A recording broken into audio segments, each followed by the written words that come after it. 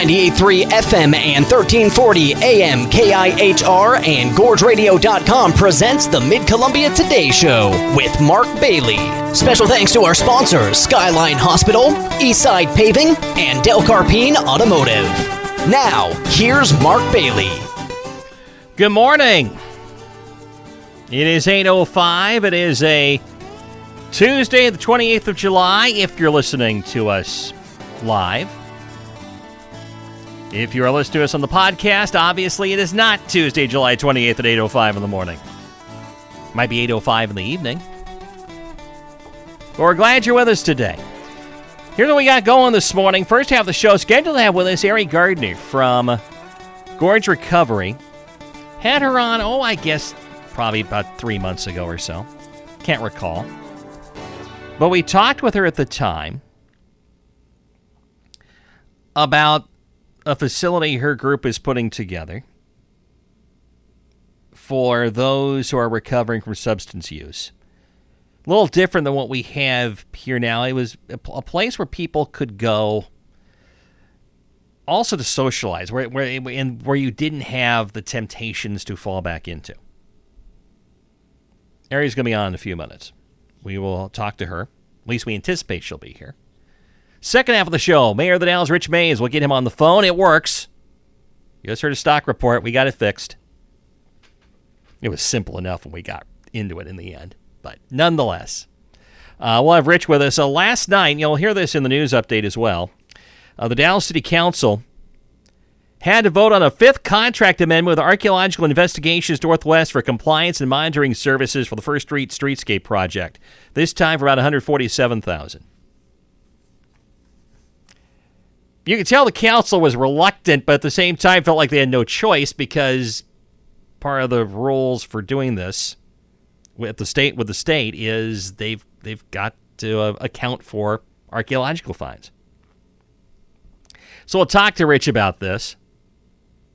And I think there is a hope this is the last one, but I think maybe when we talked about this about 2 months ago, the hope was it was the last one. That time. Rich will join us in a few minutes. Also talk about not running for re-election. Made that announcement while I was gone. I feel like I'm running mayors out of here. Paul Blackburn the week before, and then Rich last week. Actually, Rich is. We kind of knew this was going to be the case. Rich had been indicating for a while. This is his second term, 8 years as a mayor when it's all said and done. And to be honest, I think a lot of us would go, that's probably a good time to step away and give someone else the reins.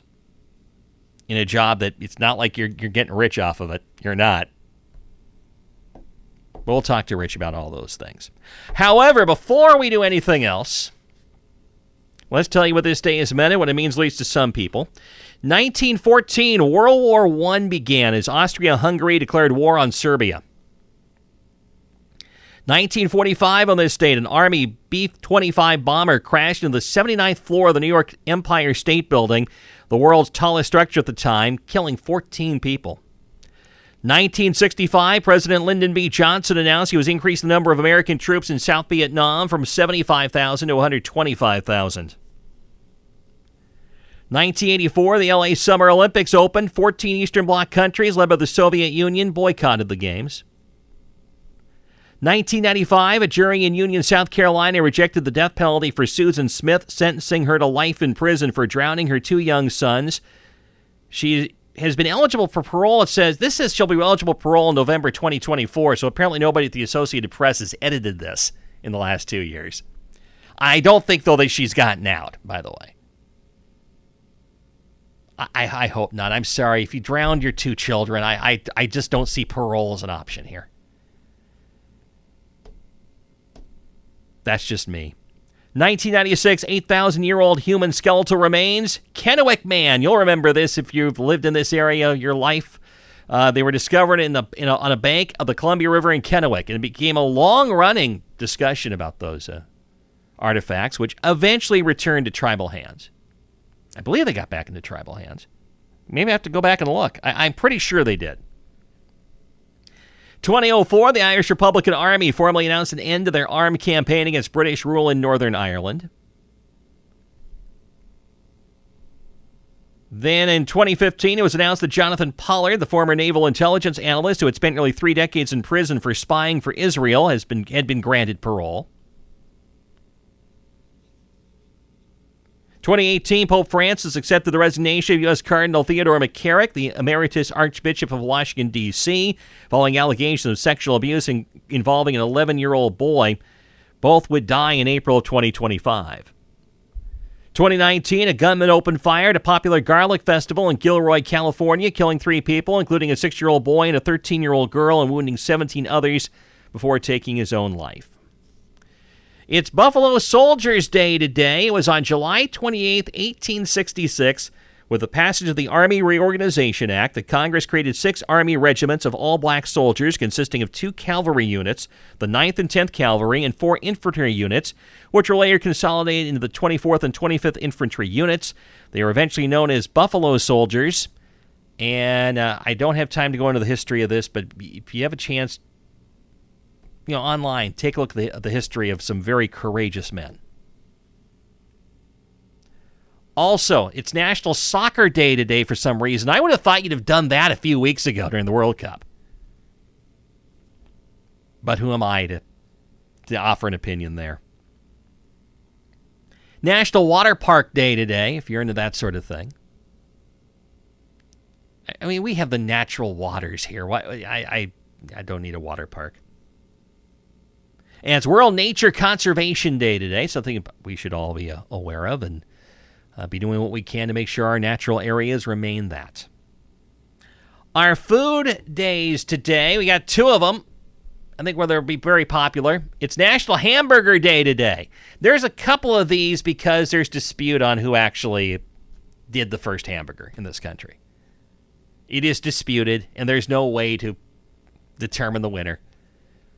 But this is the anniversary of one of those days. I forget which. It's also National Milk Chocolate Day today. Now, I'm a dark chocolate guy as I've grown up, but I don't turn down milk chocolate either. So that's some good stuff right there. May not be the healthiest for you today, but it's Hamburger Day, it's Milk Chocolate Day. So grab yourself a burger and maybe pick up a Hershey's bar along the way. Or whatever milk chocolate brand you want. I probably shouldn't just pick one. But Hershey's, I believe, is the one that actually came up with this. Milk chocolate got developed to be able to make chocolate affordable for the masses. That's how it came to be.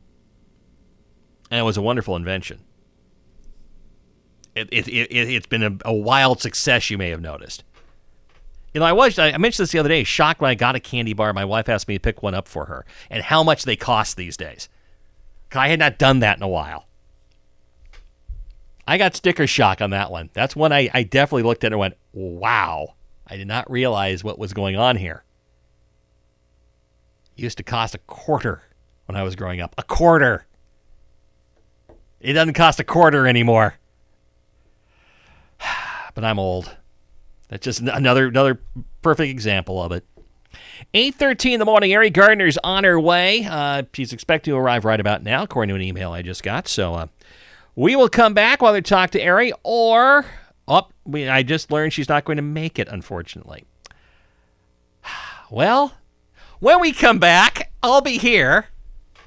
And then Cameron Eisenberg's producing. He'll be here. Rich Mays will be here at 8:30. I'll think of something right after this. Dear Savvy, Toyota says you can have it all. With the Camry, the Corolla, and the Corolla Cross. You've got the tech, you've got the drive, and you've got Toyota value that spells affordable.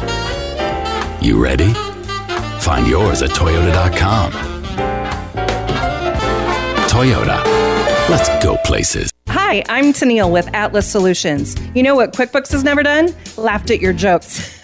Or asked you how business or harvest is going, or stopped by your office to help solve a problem. Software has its place, but when it comes to bookkeeping and payroll, nothing beats a real local person who actually knows your business. As a fourth-generation Gorge resident, I love helping our small businesses and farms succeed. In fact, we were voted best tax service in the Gorge. So let us at Atlas Solutions do the heavy lifting for you.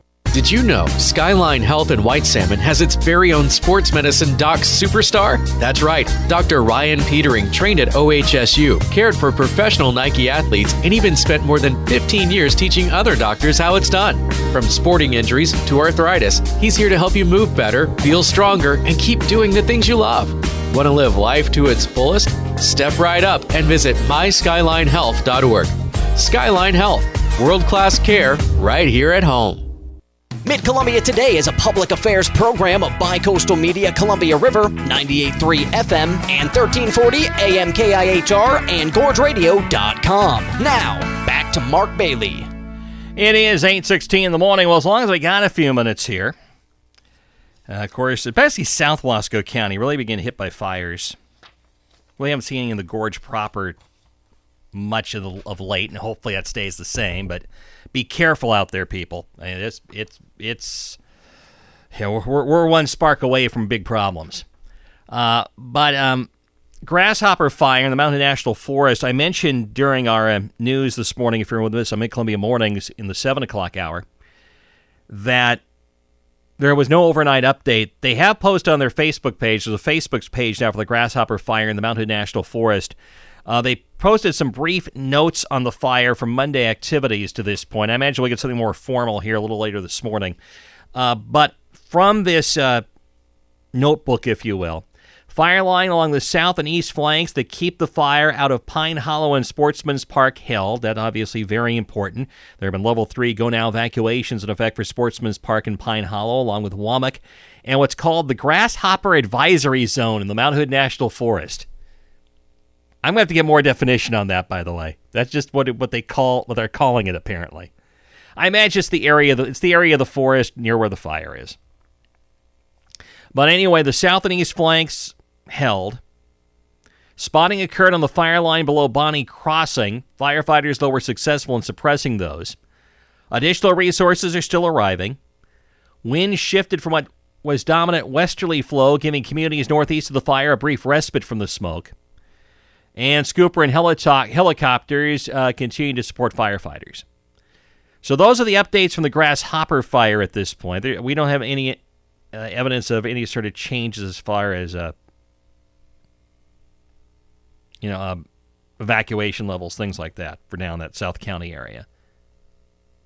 Let's see here. I'm going to check some of our other sites here, just in case. Let's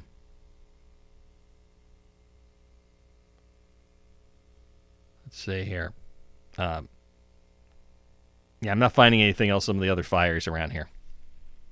Hopefully we'll get some more stuff here in a bit as far as what's going on. And this is usual, by the way. I always feel like during fire situations we have to explain this.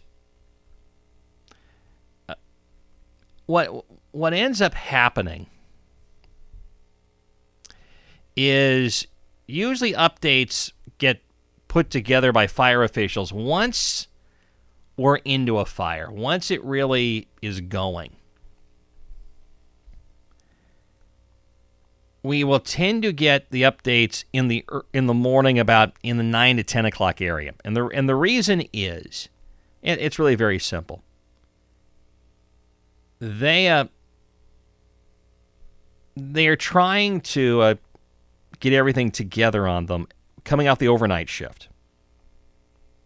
And those crews have to come in, and then they go through the process of evaluating, discussion of what's been observed, what's happened out on those lines. And that doesn't necessarily fit with us coming on in the morning, or you turning on your radio in the morning after getting up and hoping you're going to hear something. It's just not going to be available. It's not going to happen. So anyway, that's why you don't hear things usually in the mornings on these fires. Usually we tend to get them somewhere, and they do updates usually around the 9 to 10 o'clock in the morning time. And then it goes from there. And sometimes if you have a big enough fire and conditions warrant it, and they have enough staff, to be honest, you will get information on the fires in the evening as well. Usually that's bigger fires, and usually ones that are nearer larger population areas. But this is just historically what I have dealt with over time, over the years. I admit I don't want to deal with these much more. Neither do you. We're tired of it, I think it's fair to say. Hay Creek Complex. Check this out. I think we do have some updates on this one, though. This is out in kind of this Sherman-Gillum County area. Their quick facts for today is that the complex, and they've got an operational briefing. I'll take a look at that after the show. I can't do it right now. But they've got total complex acreage at 193,115 acres. Containment for the complex is 90%. So that is some very good news on that. That probably involves getting everything set up around the Little Rock fire, or Little Buck fire, rather. And again, this is out in Gillum, Sherman County area. I think it touches Wasco and Wheeler as well. Again, I would expect they will do another update here a little later this morning. They also have a meeting scheduled, by the way. They have a meeting scheduled for... I turned away from my page. I'm doing that. Isn't it exciting to listen to somebody look at their iPad on the radio? Just thrilling. 6:30 in the evening, Condon Veterans Memorial Hall tomorrow, and they'll stream it on their Hay Creek Complex Facebook page for the fire. I guess that's a rescheduled community meeting. It had been scheduled for another time, apparently, and got rescheduled. So, anyway, hopefully things looking better on all those. And we'll learn more later today. But, again, the conditions are going to remain difficult for fires over the course of the next little while. So we await all that, hopefully. Let's see here.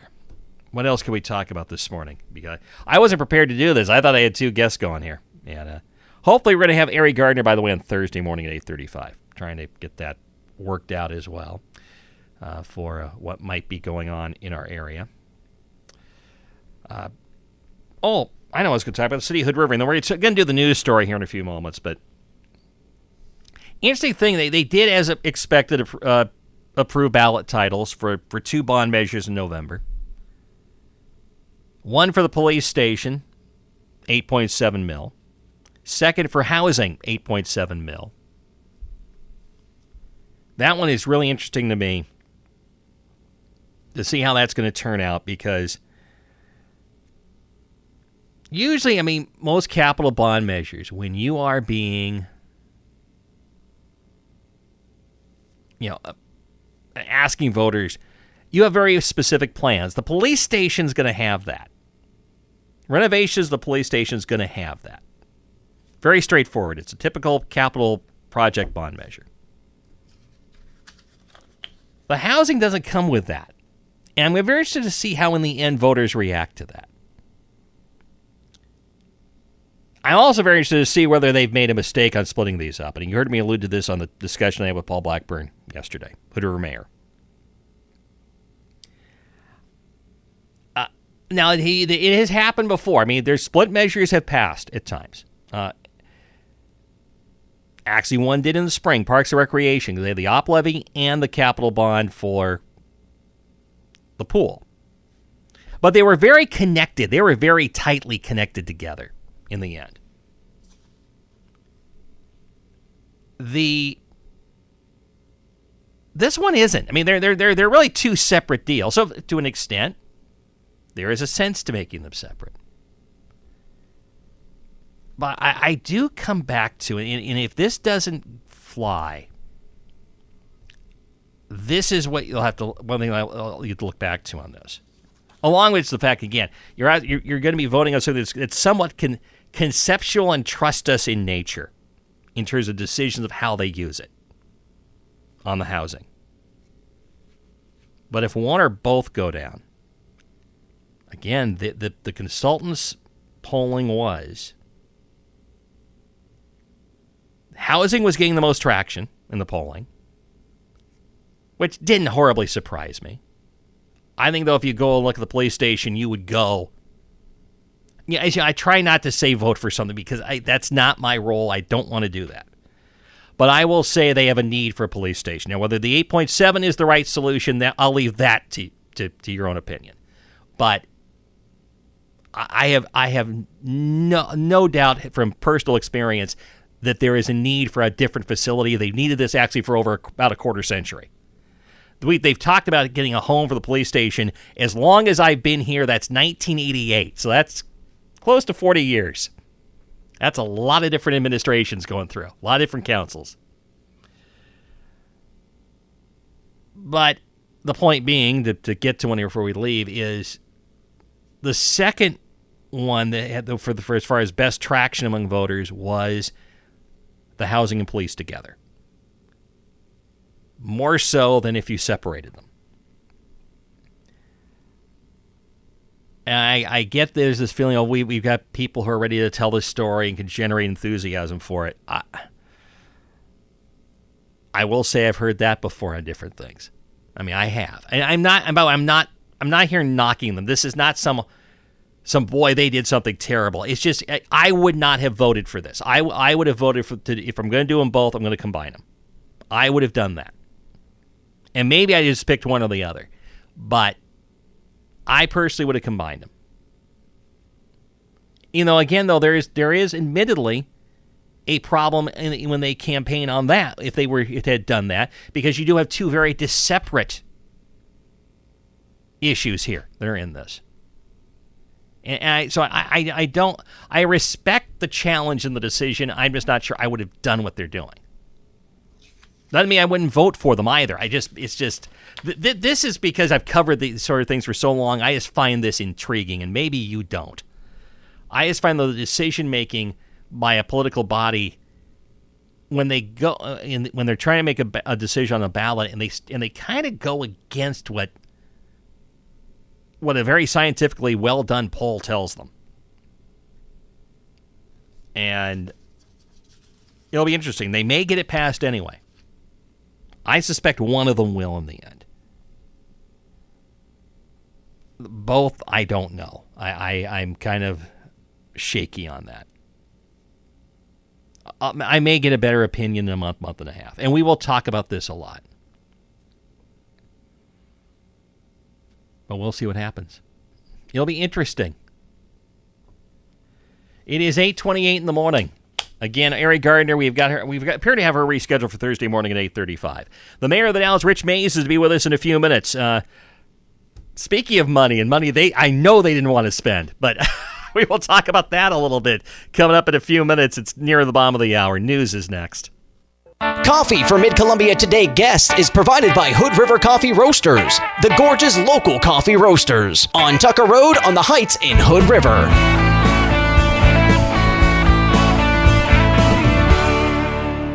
And it is now 8:30 in the morning on Mid-Columbia Today. Checking the news, the River City Council formally approved ballot titles for bond measures to renovate the municipal police station and for use to assist housing projects targeting for up to 120% of average median income. 2 weeks ago, the council decided to split up the issues into two ballot measures instead of combining them both into one measure. Even though both measures will be for $8.7 million, the property tax impact from the police bond will be 34 cents per $1,000 of assessed value and 39 cents per $1,000 for the housing bond. City Urban Renewal Administrator Will Norris explained to the council it is because of Internal Revenue Service rules regarding tax-exempt public infrastructure projects versus taxable projects. Councilors were unanimous in moving the bond measures forward. With some reluctance, but also feeling they have no choice, the Dalles City Council voted for a fifth contract amendment with Archeological Investigations Northwest for compliance and monitoring services for the First Street Streetscape project. This one is for nearly $147,000, is to allow for documentation of a previously unidentified archeological feature discovered during excavation of a new retaining wall. As councilors question what could be found, City Community Director Joshua Chandler said much of the planned excavation work has now taken place. Chandler pointed out the Oregon Regional Solutions Program helped get expedited permits for their plans from the State Historical Preservation Office and get the cost of moving forward reduced. Still, the cost of the archaeological services for the project has now more than doubled. The archaeological services firm was discreet about sharing information about what has been found, noting they want to protect the items from pot hunters. A Hood River County Sheriff's deputy and another person escaped injury after shots were fired during an investigation at a wedding reception in Odell early Sunday morning. Deputies say they responded just after midnight to reports a man had threatened to shoot someone at a wedding on Summit Drive before leaving the scene. While a deputy was interviewing the person who reported the threat, investigators say a suspect stepped out of a nearby orchard and fired several shots toward the deputy and the witness, then ran back into the orchard. No one was hit, and the deputy moved people at the wedding to safety behind nearby vehicles. Police later stopped the vehicle in Wasco County and arrested 29-year-old Abraham Delgado Buccio of the Dalles on multiple felony charges. Authorities allege he had threatened people at the wedding and later tried to shoot one of them, but the gun failed to fire. Delgado Buccio made an additional appearance at Hood River County Circuit Court on Monday morning. Cash bail set at $2,500. It is our current temperatures now at this time. We can tell you that. In Stevenson at 62, the Dalles 66, Hood River 64 at 8:33. Hey, it's Zach from Del Carpino Automotive, where we specialize in keeping European rides happy. Audi, BMW, Mercedes, and even those tall Sprinter vans that look like hotels on wheels. We know them inside and out. And if you're wondering where we went, we didn't go far. We're just now 5 minutes from our old shop in our brand new location in the Upper Hood River. Same trusted crew, more space, and the same honest, family-owned service. Come see us at Del Carpino Automotive. European expertise and Columbia Gorge roots. Mid-Columbia Today is a public affairs program of Bi-Coastal Media Columbia River, 98.3 FM and 1340 AM KIHR and GorgeRadio.com. Now, back to Mark Bailey. And it is now 8:35 in the morning on Mid-Columbia Morning, so we're happy to have our second scheduled guest with us this morning, and that is the Mayor of the Dalles, Rich Mays. Good morning, Rich. Good morning, Mark. How are you doing today? I'm doing good. It looks like it's beautiful out there. At least it is here. It is very beautiful here as well. Thought we'd start out this morning talking about it. I was taking in your meeting last night, and I wrote about it this morning. And I wrote that you voted on a fifth contract amendment with Archaeological Investigations Northwest for the First Street Streetscape project. I said, with some reluctance, but also a feeling that they have no choice. Did I summarize that properly? Very good, Mark. Very accurate and very succinct. It came through the screen, and now the chuckle here. We should explain to people what you're dealing with here, and this is that First Street Streetscape project, and you have to have monitors there on site, and they found some stuff. It sounds like at a given location that's going to require some more cataloging. That is right. It's kind of the law that, and it's really nationwide. I'm from, as you know, Missouri and Illinois. We had the same issues there, only not to this degree with the expense to the city. And specifically, we have to hire an archaeological firm who specializes in digging and finding artifacts. To do that on any, on public works projects like this, especially in an area that used to be our old Chinatown back in the day, 100 years ago. So, in digging through, they did find some artifacts, and as a result, they feel they have to expand the scope of the project. So the project now has been delayed because of this, and that's not the only reason it's been delayed. We also had a very serious sewer main break in the area down there.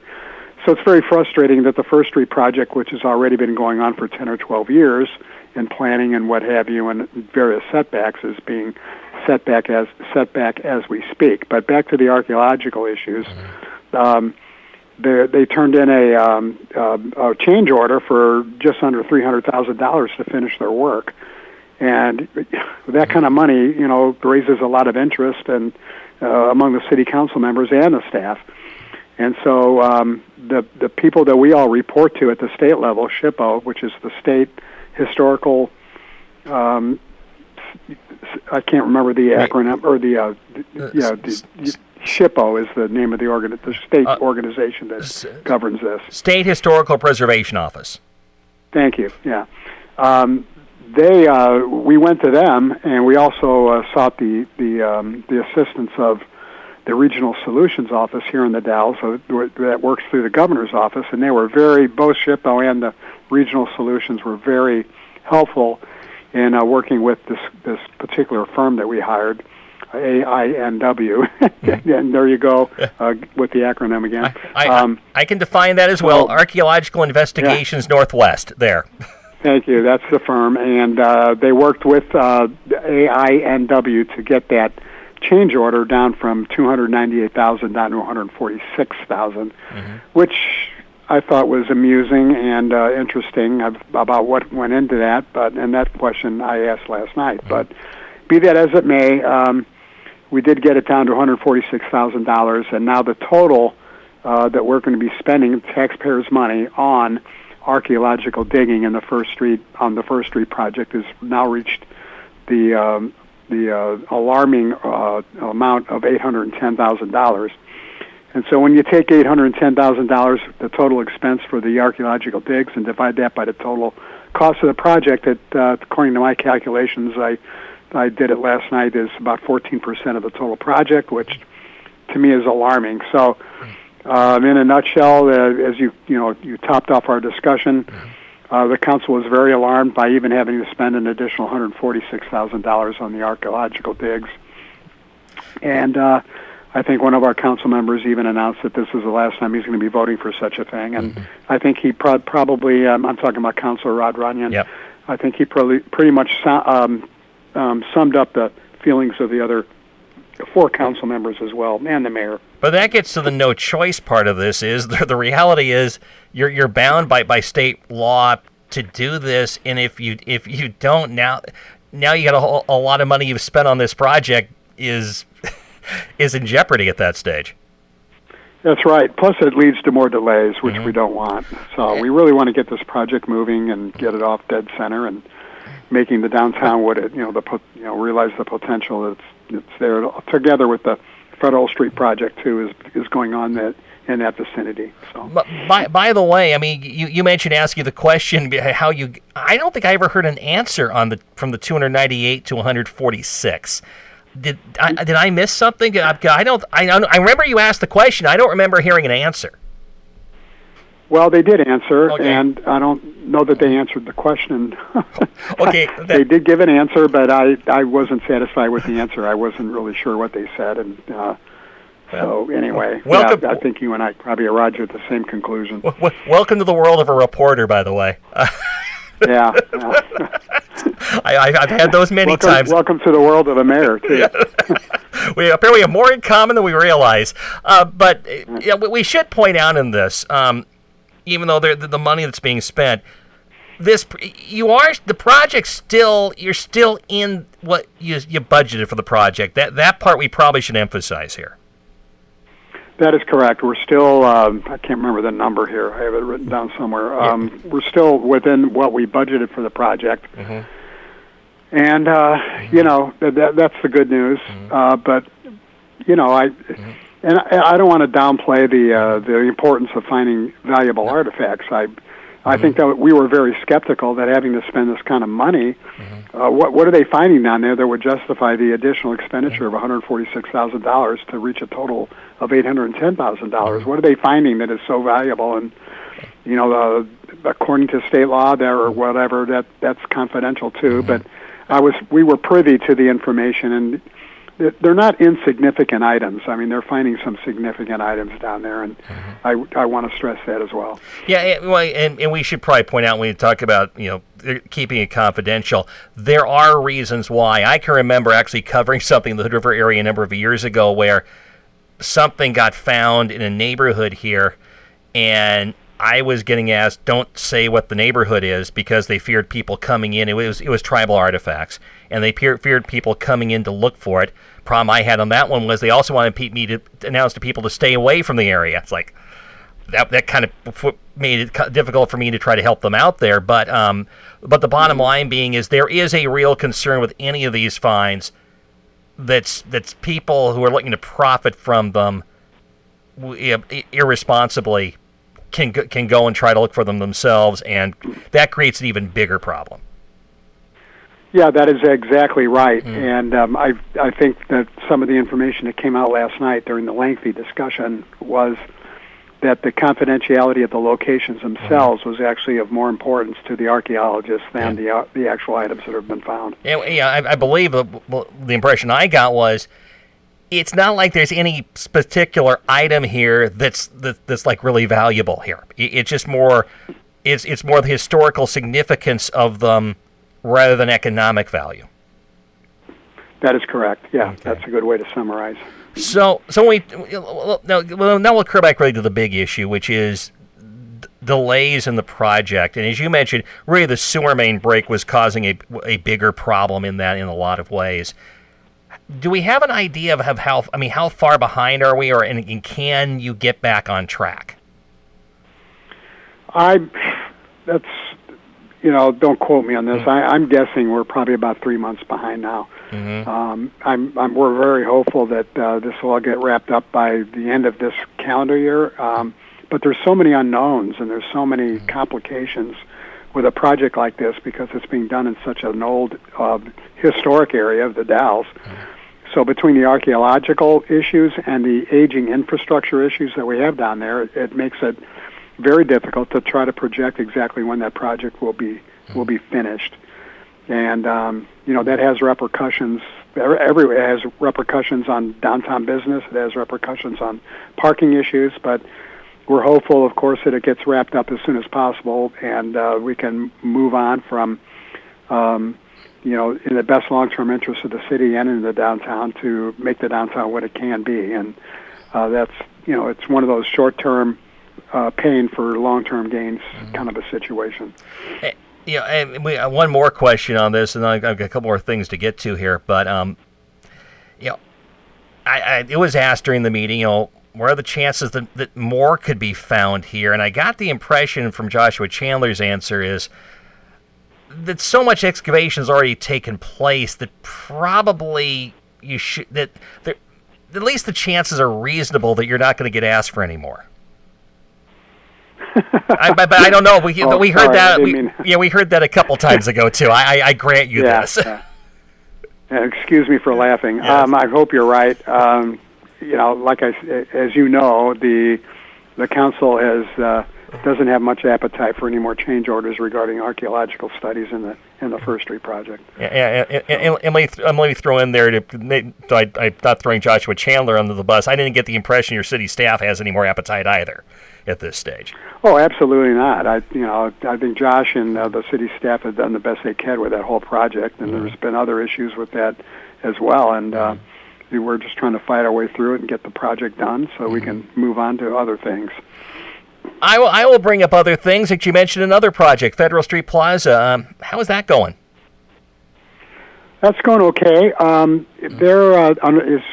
that goes by there knows it's under construction as we speak. Once again, we're hoping that gets done well before the First Street project, and this in calendar year 26. We're having a public meeting. Of course, this will be the 22nd public meeting, I believe. We have a subcommittee that is, I should say, an ad hoc committee that is kind of shepherding the project through, and made up of some really fine people, citizens in the Dalles. So our next meeting is Wednesday. I think that's August the 5th coming up, and they're going to be discussing the name of the plaza. We've been calling it the Federal Street Plaza for the last few years, but we want to get a good name for it, and we're opening it up for citizens to submit. I think the deadline's over now that you mention it, but we asked citizens to submit names of suggestions as to what we should name the project, and we got many nice, constructive suggestions on what we should name the plaza. So that'll be a big topic of discussion on Wednesday night. 5:30, by the way. All right, is that this Wednesday night or next Wednesday night? That is a week from tomorrow's Wednesday, so I think it's 1 week from tomorrow, which is August the 5th. All right, next Wednesday then, on the 5th of August for that one. Right. Also, we should mention real quick, just give a little plug, because I got this note while I was on a vacation and saw it on Monday morning. The Local Government Academy for the City of the Dalles is taking applications again for its latest run that's coming up this fall. Yes, I think this is we're going on 7 or 8 years, ever since I've been mayor, it seems, which is going on, through it. I'll be through my 8th year of service, and I think this will be the 7th or 8th annual Local Government Academy that we'll be hosting. We're encouraging citizens to apply to get into the academy and learn all about city government. And when I say city government, I mean all the departments of the city: public works, police, finance. The mayor himself will be giving a presentation on a kind of an overview. The city manager, the city clerk, public relations, all sorts of issues will be brought up. I believe it's a 8 or 10 week course, and it's at night, and we encourage people to apply. We've had some great success in the past with it. I think people have come in and become better informed about what makes the city tick, and as far as I'm concerned, most importantly, we've been able to get some very interested citizens and people that contribute to the community to apply to be on our numerous boards and commissions. So I make all the appointments, and been able to secure some really good people for some of the city boards and commissions that we have in the city through the Local Government Academy. So again, I'd like to encourage people to apply and for 2026, which will be happening. I believe it starts in August or I think it starts in September. And finally, before I let you get away here, because you announced this while I was on vacation last week, you've decided not to run for re-election, and I had kind of gotten that impression, actually, the last time you ran, that was probably going to be the last go-around. I take it you mentioned 8 years. You just feel like it's time to step aside and let someone else take the spot. Yes, that's pretty much it, Mark. It's been a very rewarding experience. And as you know, I'm combining 8 years of mayor with 28 years as a city manager. I was in Parks and Recreation and an assistant city manager at one point, also an interim county manager. And when you add it all up, it comes to over 5 decades of public service. I think that's long enough, and I'm ready to spend more time traveling with my wife and visiting our grandkids in the St. Louis area and in Scotland. So, yeah, it's been a great ride. I still have 6 months to go, so don't treat me like a lame duck, but I still plan on being actively involved. Well, but let me put it this way. If you were deciding you'd been ready to flee, I think last night would have been a good time off that meeting last night. Yeah, I should have announced. Yeah, that was a good time to announce my my plan not to run. But like you just alluded to, I actually made up my mind 4 years ago that I was not going to run for a fourth term, and unless something dramatic happened, and nothing like that has happened. I think we got some good candidates running, so we'll see what happens in November. All right. And like you said, and we should mention, by the way, we're heading into that August period for the Dalles City Council. And I don't, are you guys going to meet at all in August? I don't think we have plans to meet in August at this point. We're keeping our options open in case something unexpected comes up. And, as you know, yes, usually something does. Yes. So we have no plans, and we never have plans to meet in August. But sometimes when things come up, we hold a special meeting to take some action that needs to be taken, as soon as possible. So right now we have no plans to meet in August, but we're leaving our options open. Okay. Mayor of the Dalles, Rich Mays. Rich, thanks for doing this. We'll talk to you next month. Okay, Mark, thank you. Thank you. It is 8:52 in the morning on MCT. We'll come back and begin wrapping things up for you after this. Is it that time? The difficult moment when you realize your parents need more help than you can provide. Hi, I'm Jackie from Hawks Ridge Assisted Living, and I want you to know you don't have to do this alone. We offer compassionate care, enriching activities, and a true sense of belonging. Your parents deserve to feel comfortable, supported, and valued every single day. Come take a tour, see how Hawks Ridge can be your extended family, providing the care and dignity your loved ones deserve. Hawks Ridge and Hood River, where care feels like home. The nominations are in and finalists have moved to the voting round for Best of the Gorge 2026. Visit bestofthegorge.com and vote for your favorites. Find a full list of campaign categories and finalist names to select from at bestofthegorge.com. Vote for as many as you want, once a day, every day. It's easy and you'll help your favorites win the title of Best of the Gorge 2026. Voting ends July 29th, so vote today at bestofthegorge.com. Coffee for Mid-Columbia Today guests is provided by Hood River Coffee Roasters, the Gorge's local coffee roasters, on Tucker Road on the Heights in Hood River.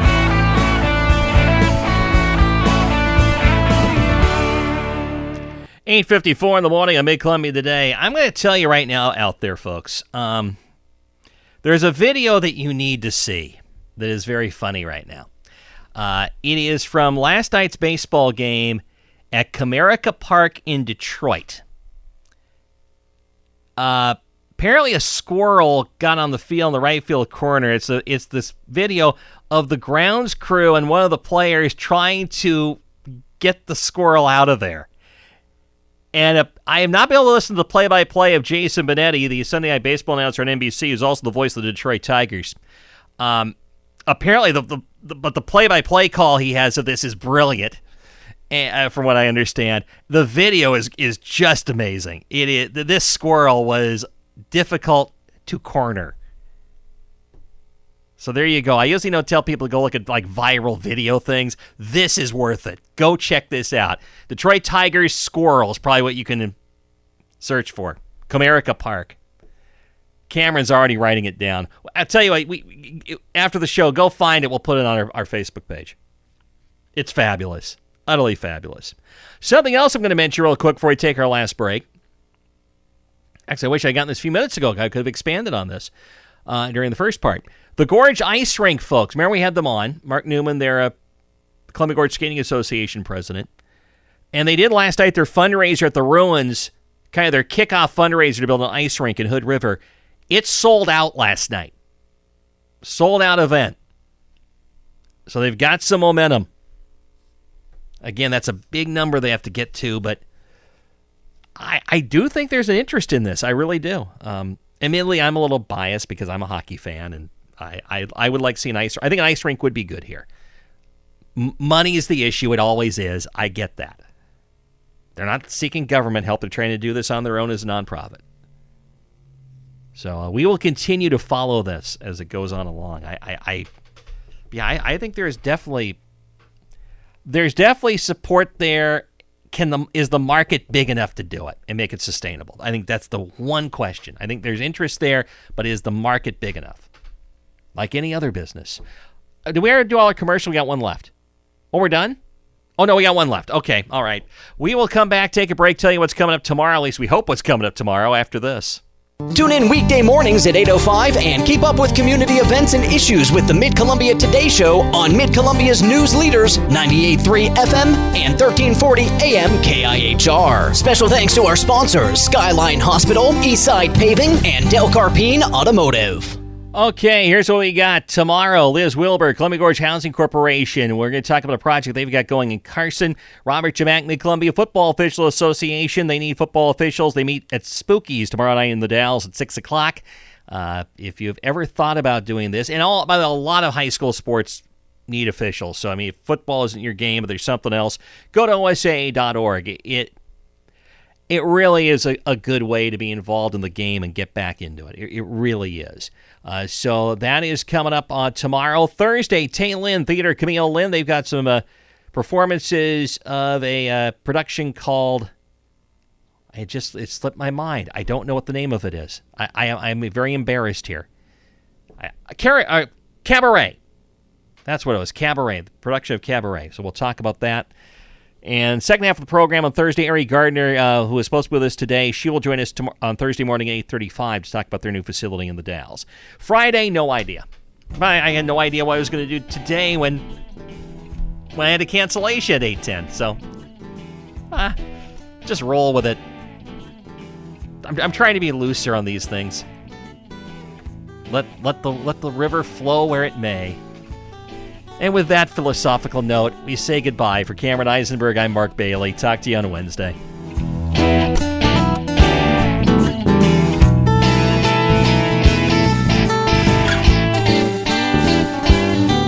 The The Mid-Columbia Today Show is a public affairs presentation of Bicoastal Media Columbia River. The views expressed on the program are not necessarily those of the station, parent company, or of the sponsors. We welcome your suggestions for future shows. Call us at 541-386-1511. Listen to Mid-Columbia Today where you want. Follow or subscribe to Mid-Columbia Today wherever you download your podcast to get the show delivered every day to your mobile device.